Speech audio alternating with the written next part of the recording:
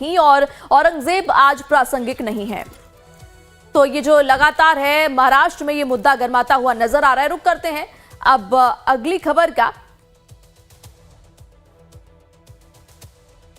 दिशा सालियान मामले में शिवसेना नेता संजय निरुपम का बड़ा बयान। कहा, दिशा सालियान मामले की फिर से जांच होनी चाहिए। बीजेपी सांसद नारायण राणे के बयान का हवाला देते हुए संजय निरुपम ने कहा, उद्धव ठाकरे ने अपने बेटे आदित्य ठाकरे की मदद करने के लिए नारायण राणे को किया था कॉल। इसका मतलब कि उद्धव ठाकरे को भी अपने बेटे की गलत गतिविधियों के बारे में जानकारी थी। संजय निरुपम ने कहा कि दिशा सालियान को इंसाफ मिलना चाहिए। तो ठाकरे परिवार पर संजय निरुपम का हमला और ये अब जो मामला है एक बार फिर से उठता हुआ नजर आ रहा है। दिशा सालियान एक बार फिर से चर्चाओं में आ चुकी हैं कि दिशा सालियान के जो पिताजी हैं उन्होंने एक पिटीशन फाइल किया है कि उनकी बेटी के साथ सामूहिक बलात्कार हुआ था और उसमें उद्धव ठाकरे के पुत्र भी शामिल हैं और उन्होंने बहुत सारी बातें बताई है। कोई भी पिता अपनी बेटी के बारे में इतनी बातें बिना वजह नहीं कह सकता। उस पिता की प्रार्थना को स्वीकार करना चाहिए, उस पिता की याचिका को स्वीकार करना चाहिए।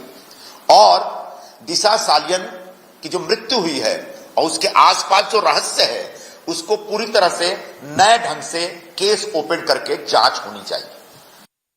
नारायण राणे साहब ने एक स्टेटमेंट दिया है कि जब उद्धव ठाकरे चीफ मिनिस्टर थे और जब दिशा सालियान की मृत्यु हुई और उसके बाद जब विषय निकल के आया कि उनके पुत्र का इसमें कहीं से इन्वॉल्वमेंट है, जो कहीं अय्याशी करने के लिए सब लोग थे, उनके पुत्र और उनके सभी साथी, तब संभवतः नारायण राणे जी के पास उद्धव ठाकरे जी का फोन आया था। उन्होंने कहा मेरे बेटे को बचाइए।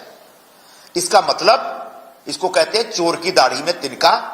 इसका मतलब उद्धव ठाकरे जी को भी अंदाज है कि उनके बेटे का कोई इन्वॉल्वमेंट है और इस आधार पर अदालत से मैं उम्मीद करता हूं कि वो एक सख्त निर्देश मुंबई पुलिस को देंगे और दिशा सालियान मृत्यु केस को फिर से ओपन करके और उसमें उद्धव ठाकरे के पुत्र का हाथ है या और किसी का भी हाथ है, इसकी एक विस्तृत जांच करके दिशा सालियान और उसके परिवार को न्याय दिलाने का काम करेंगे।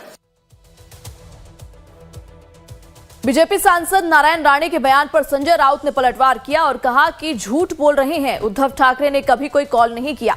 संजय राउत ने कहा कि बीजेपी ने राजनीति को इतना गंदा बना दिया है कि अब व्यक्तिगत चर्चाएं भी बाहर आ रही है। कल नारायण राणे ने बयान दिया था कि उद्धव ठाकरे ने उनको कॉल करके दिशा सालियान मामले में आदित्य ठाकरे की मदद मांगी थी। भारतीय जनता पार्टी के लोग अपने विरोधियों को बदनाम करने का कोई मौका नहीं छोड़ते।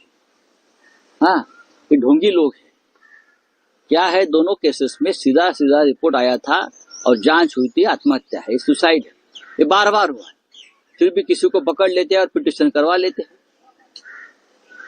बात ऐसी है भाई, अगर भारतीय जनता पार्टी की नाड़ा खोलेंगे तो पूरे नंगे हो जाएंगे, लेकिन राजनीति में ये बात नहीं चलती। कुछ चीजें संभाल कर रखनी चाहिए, खास करके अपनी फैमिली को, किसी के फैमिली को आप राजनीति में और बदनामी के शिकार मत बनाइए। सर, लेकिन इसीलिए राणे साहब कहते हैं कि कॉल किया था उद्धव। कोई कॉल नहीं किया। मैंने उद्धव ठाकरे जी से बात की, उद्धव जी ने कहा, इनकार किया, ऐसी कोई बातचीत हमारी नहीं हुई। आप झूठ बोलने का भी एक मर्यादा होती है। ऐसा कोई कॉल नहीं हुआ है। जिसने कॉल लगाया था मिस्टर नार्वेकर, उसने भी कहा मैंने ऐसा कोई कॉल लगा के नहीं दिया है। अब हम आपको कल नारायण राणे ने क्या बयान दिया था वो भी सुनाते हैं। इस बयान में नारायण राणे ने उद्धव ठाकरे पर आरोप लगाया था कि उन्होंने कॉल करके दिशा सालियान केस में आदित्य की मदद करने के लिए कहा था। सुनिए।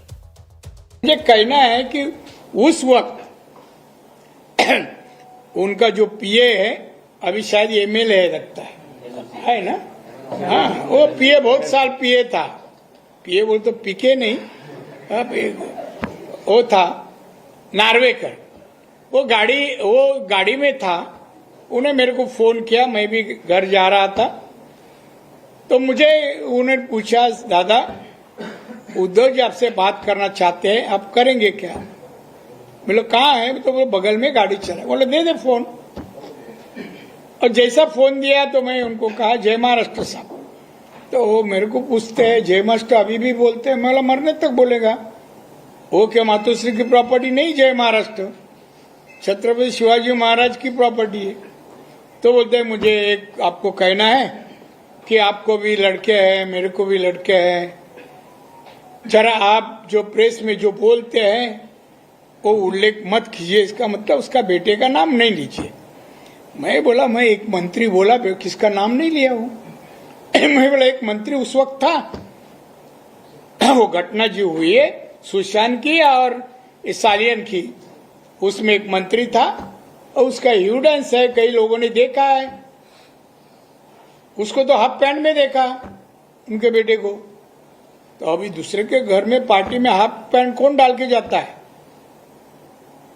2 बार यही बात हो गई। मैं बोला आपके बेटे को संभालो, कहाँ शाम के टाइम जाता है 6 बजे के बाद, जरा संभालो ना बस। बिहार में पोस्टरों की बहार है और निशाने पर नीतीश कुमार है। जी हां, आरजेडी ने एक बार फिर राबड़ी आवास के बाहर मुख्यमंत्री नीतीश कुमार के खिलाफ पोस्टर लगाया है और पोस्टर